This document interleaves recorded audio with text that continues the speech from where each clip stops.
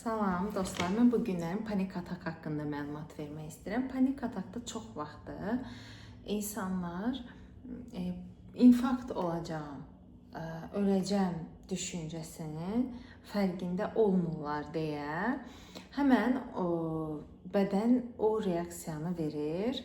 Panik atak nəfəs darlığı kimi çox vaxt belə qəbullanılır da. Yəni insanlar nəfəs darlığı hiss edirlər və nəfəslərinin çatmayacağını düşünürlər. Deyək ki, bədəndə sıxılma olur. Bədən sıxıldığı halda nəfəs darlığı gəlir. Amma bir şey bilmirik ki, biz nəfəs darlığı gəlməmişdən qabaq bizim beynimizə düşüncə gəlir.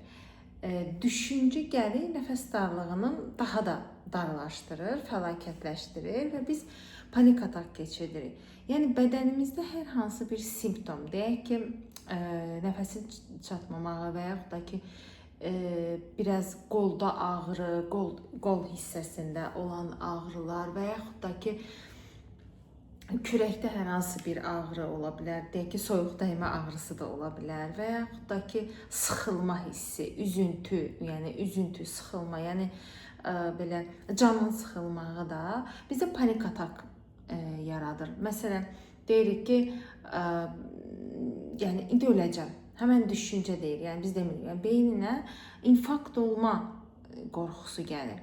Və bədən artıq infarkt olmaqdan qorxub panik atak keçirməyə başlayır. Hal pisləşir, təzyiq qalxır və s.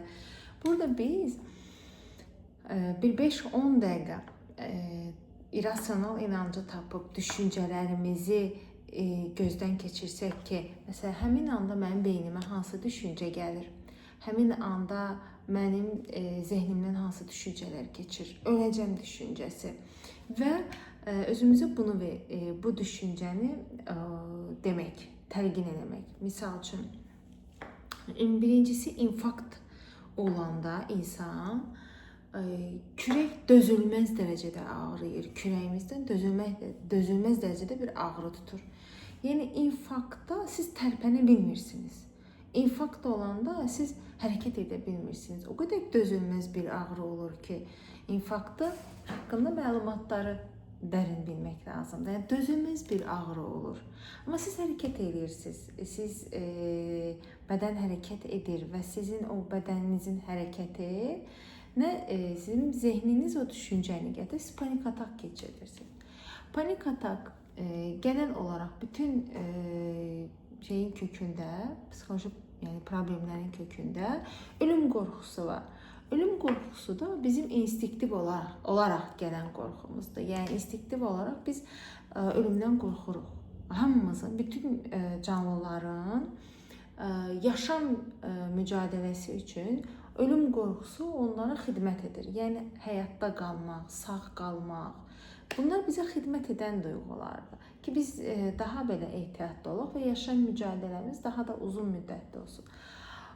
Amma biz bu ölüm qorxusunu idarə edə bilməyəndə o bizi idarə edir və nə olur? Panik atak olur.